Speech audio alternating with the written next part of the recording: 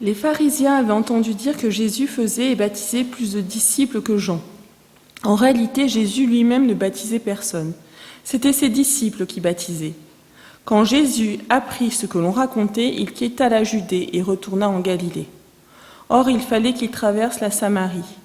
Il arrive près d'une ville de la Samarie appelée Sichar, qui est proche de la parcelle de terrain que Jacob avait donnée à son fils Joseph. Là se trouvait le puits de Jacob.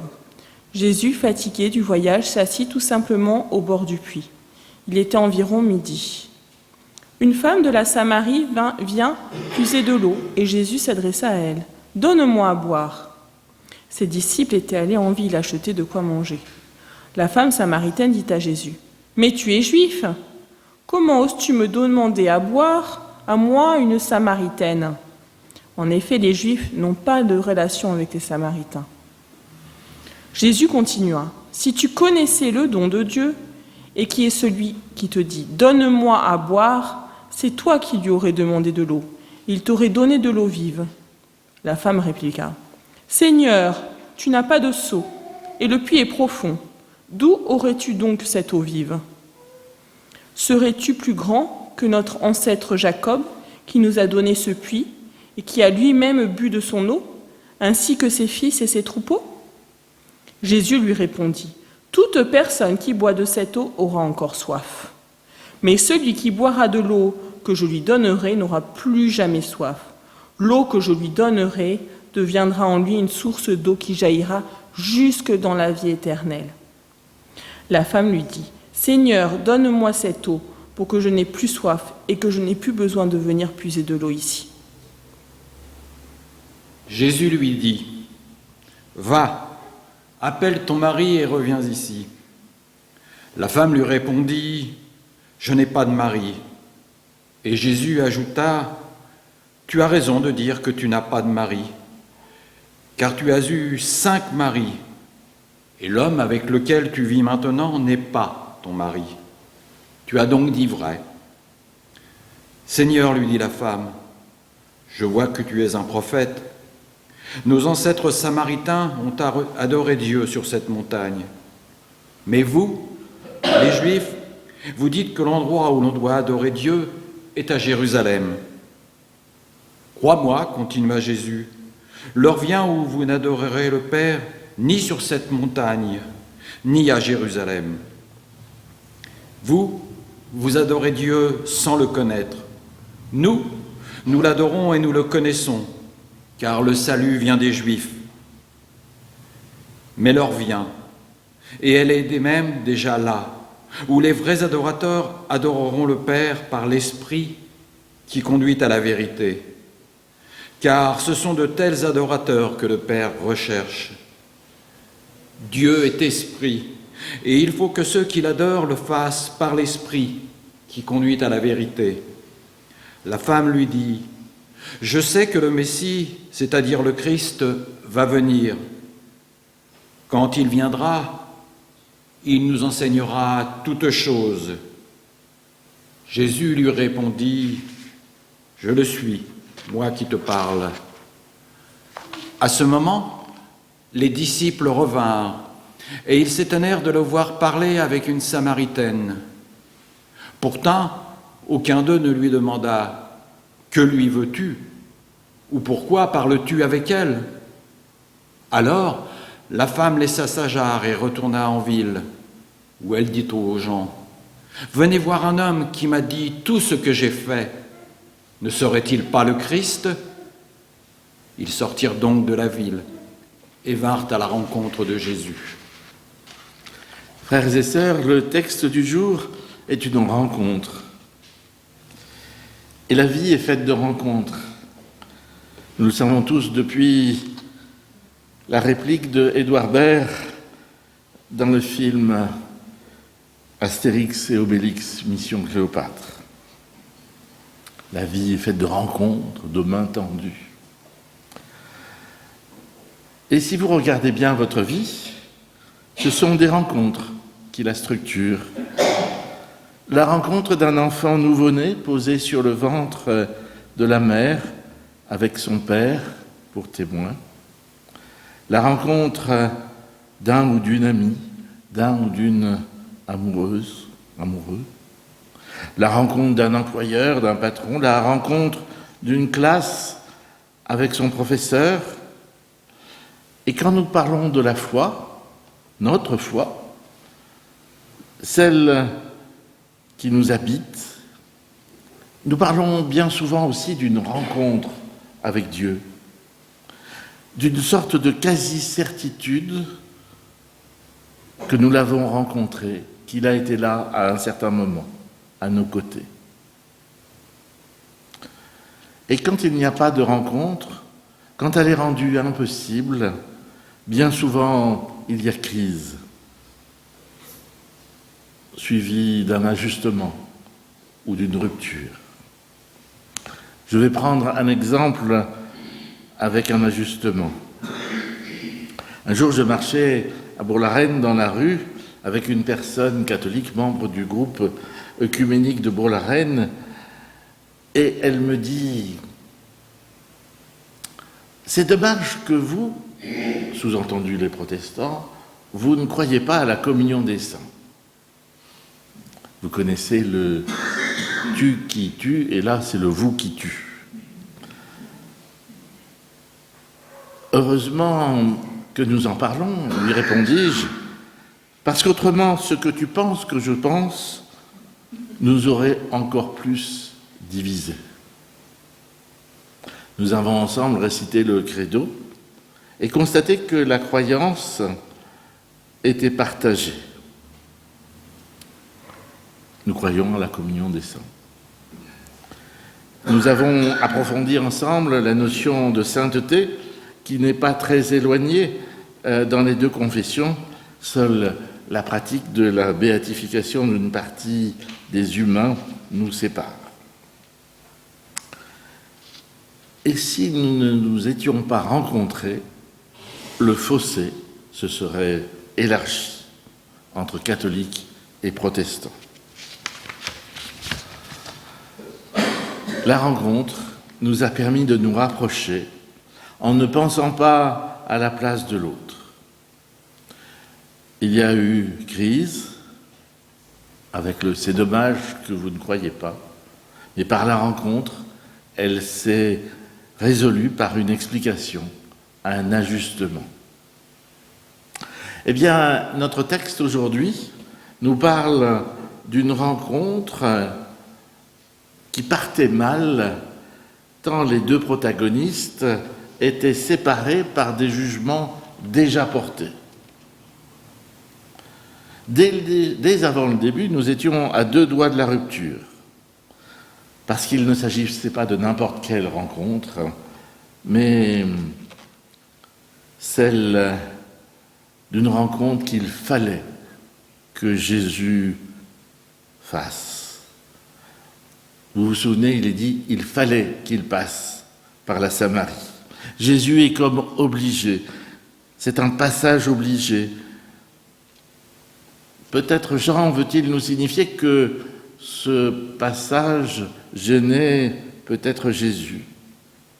Traverser la Samarie pour un juif de Jérusalem, c'est comme passer chez un frère ennemi, un frère qui vous connaît bien et avec lequel on est d'accord sur presque rien.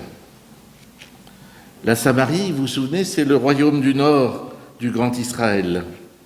Elle fut envahie par Ninive en 722, tout comme plus tard, en 587, Babylone envahit le royaume du sud, c'est-à-dire Jérusalem. Et pour les Juifs de Jérusalem, les Samaritains sont des frères impurs. Mais avant d'être impurs, ils sont frères, donc on les connaît bien, ils ont la même Torah, le même Dieu. Mais on les connaît tellement bien qu'on ne peut pas les supporter, parce qu'ils se croient justement égaux des Juifs du Sud. Il ne nous est pas dit pourquoi Jésus devait passer par la Samarie. Peut-être y avait-il pour lui et pour l'histoire ensuite l'obligation d'une rencontre avec ces étrangers qui sont les plus proches. Parce que les ennemis du loin, au loin, on peut toutefois facilement les aimer ou se réconcilier avec eux. De toute façon, ils sont loin. Alors que les ennemis juste à côté, on les a sous la main, quoi. Hein, et quand je dis sous la main, c'est... Les violences peuvent être faciles. Alors, notre histoire, Jésus s'arrête à midi, heure de la plus forte chaleur. Il s'arrête auprès d'un puits. Ce puits a un nom, une histoire, une valeur symbolique. C'est le puits de Jacob, le puits de la rencontre. Puits de la rencontre pour Jacob, le patriarche qui donnera naissance à 12 fils et 3 filles, qui seront à l'origine des 12 tribus d'Israël. Avec ce puits, nous revient en mémoire la première alliance avec Abraham et la double promesse d'une descendance nombreuse et d'une terre. À l'époque où chaque foyer envoie quelqu'un puiser de l'eau à la source au moins une fois par jour, le puits, c'est à la fois le pub anglais à la sortie du travail, le journal de 20 heures qui rassemble la famille, l'agora grecque où l'on s'occupe des affaires de la cité, la place du village où s'échangent les nouvelles, où s'épanchent les querelles, où naissent les amours. C'est aussi un peu un lieu de partage, car l'eau doit être distribuée à chacun, et il ne peut pas en être autrement. Sans eau de bonne qualité, la vie n'est pas permise. Donc, c'est au puits de Jacob que se passe notre scène, un puits où chaque famille envoie quelqu'un puiser de l'eau, mais sans doute à l'heure où le soleil n'est pas trop chaud, c'est-à-dire soit le matin, soit le soir. C'est un lieu de rassemblement, de partage, de solidarité, mais aussi de responsabilité. Chacun est responsable par sa façon de puiser de l'eau, de la pureté du puits. Pour employer une image, ce puits, c'est le théâtre, de la vie. Une sorte de scène pour la vie. Je ne vois aujourd'hui aucun lieu qui puisse ressembler au puits de Jacob. Si vous avez des idées, vous pouvez en parler. Et c'est là, sur cette scène publique, que nous assistons à la rencontre, à un moment où il n'y a personne. Une femme arrive, un peu comme en cachette, parce que personne ne vient puiser de l'eau à l'heure la plus chaude de la journée. Du coup, elle ne veut rencontrer personne, mais malheureusement pour elle, il y a Jésus, et Jésus l'aborde. « Donne-moi à boire ». Peut-être fallait-il qu'il l'aborde comme il fallait qu'il passe par la Samarie. À ce moment du récit, je vous invite à voir cette rencontre du point de vue de la Samaritaine. Elle n'a pas froid aux yeux et lui demande d'emblée « Comment, toi, tu es juif et tu me demandes à boire, à moi, une femme, une Samaritaine ?» Alors suit ce dialogue. Jésus lui répond « Si tu connaissais le don de Dieu qui est celui qui te dit « Donne-moi à boire », c'est toi qui aurais demandé et il t'aurait donné de l'eau vive. » La femme lui répondit « Elle n'a pas froid aux yeux, hein ? Seigneur, tu n'as même pas un seau, et le puits est profond. Alors, d'où la tiens-tu, cette eau vive ? Serais-tu plus grand, toi, que notre père Jacob, qui nous a donné ce puits, qui lui-même y a bu, ainsi que ses fils, ses filles, je rajoute, et ses bêtes. Jésus lui répondit, « Quiconque boit de cette eau aura encore soif, mais celui qui boira de l'eau que je lui donnerai n'aura plus jamais soif. Au contraire, l'eau que je lui donnerai deviendra en lui une source jaillissant en vie éternelle. » La femme lui dit, « Donne-moi de cette eau pour que je n'ai plus soif et que je n'ai plus à venir puiser ici. » Jésus lui répond, « Va, appelle ton mari et reviens ici. »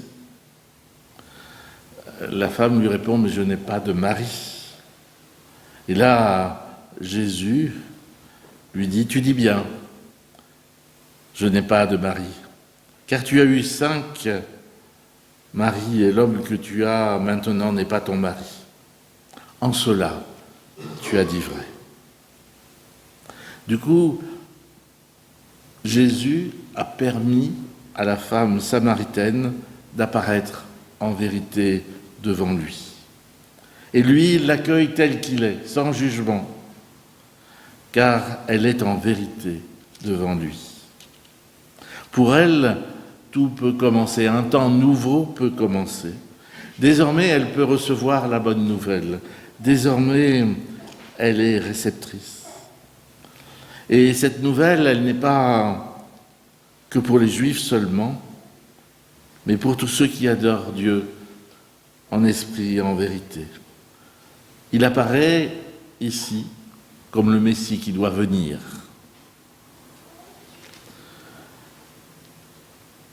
Mais si nous voyons la scène depuis la Samaritaine, elle est aussi édifiante. Qui est cet homme qui se tient devant elle ? Qui est-il pour transgresser les règles de pureté, s'adresser à elle, une femme, en plus étrangère, donc doublement impure? Mais elle ne se laisse pas compter, elle insiste. Qui est-il, lui, pour proposer de l'eau, alors qu'il n'est pas équipé pour puiser de l'eau vive?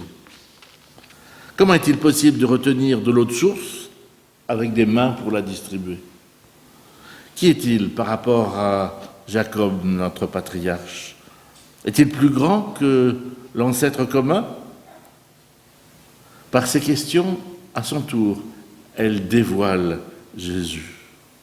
Elle le croyait être un juif de Jérusalem, donc un ennemi, et elle découvre le Christ et la bonne nouvelle. Tu es sauvé. Une vie nouvelle peut commencer pour toi. Tu peux tout recommencer, la vie éternelle est pour toi. Après sa rencontre, elle rentre au village et elle tire la conclusion suivante, n'est-il pas le Messie? Quelle belle confession de foi.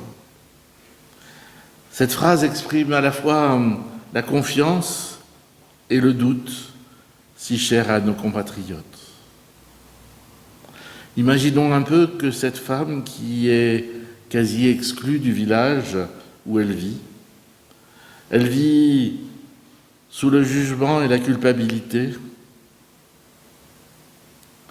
Elle n'est pas mariée et a eu 5 maris. Et j'ai l'impression que la culpabilité de cette femme, nous pouvons la rejoindre. Elle nous touche. Aujourd'hui, nous recevons de nombreux discours culpabilisants. La planète est en danger à cause de toi. Et toi, qu'est-ce que tu fais pour la planète? Les retraites sont en danger à cause de toi. Que font les autres pour ma retraite? Et si on regarde les débats à l'Assemblée nationale, on voit que ce ne sont plus des débats où chacun fait valoir son opinion dans le but de parvenir à un consensus qui est le but de la Chambre des députés comme du Sénat. Et non, c'est simplement le théâtre où sont mis en scène la position de chaque parti, avec interdiction de faire un pas vers l'autre. C'est terriblement violent, si vous l'avez suivi ces derniers 15 jours, angoissant, car nous savons que de cette confrontation naîtra simplement un vainqueur et un vaincu. La loi du plus fort règne dans un lieu où se crée la dimension politique de notre pays. Peu de différence avec la guerre en Ukraine, si ce n'est que la mort violente n'est pas présente à l'Assemblée. Et nous avons besoin de rencontres pour éviter cette dictature des uns sur les autres. Le rapport de force qui débouche sur la soumission des uns sur les autres nous guette dans tous les aspects de notre vie. Dans le couple, le supermarché, la démocratie, la politique internationale, la répartition des richesses, le commerce, et même pourquoi pas l'Église.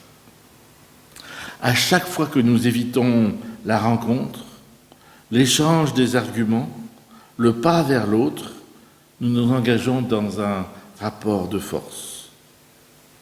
Tout à l'heure, nous aurons l'Assemblée générale de l'association cultuelle. C'est barbant. Et pourtant, c'est un des lieux où se joue le vivre ensemble de l'Église.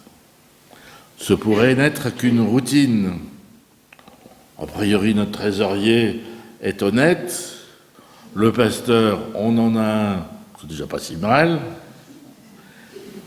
Et nous pourrions nous contenter de laisser les institutions fonctionner en roue libre et simplement consommer nos moments spirituels, nos formations bibliques, nos activités.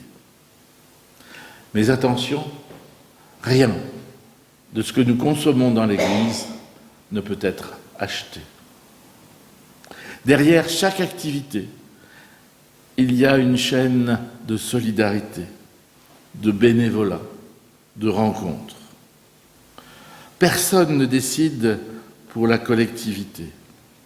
Ou dit avec d'autres mots, il ne doit pas y avoir de totalitarisme dans l'Église. Des incompréhensions, des sensibilités froissées, des égos malmenés nous obligent chaque jour à des rencontres pour qu'au lieu de construire un mur afin de nous protéger, nous soyons des bâtisseurs de ponts.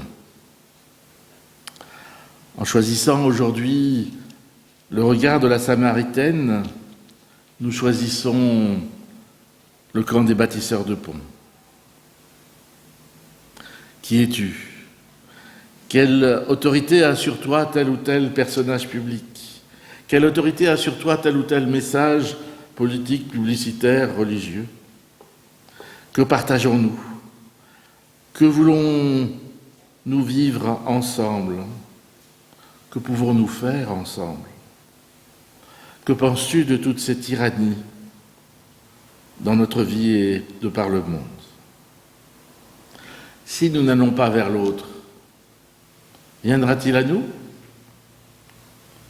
Et pour conclure, je reprendrai volontiers cette parole d'Albert Schweitzer qui dit l'ampleur de la tâche et le mode d'emploi.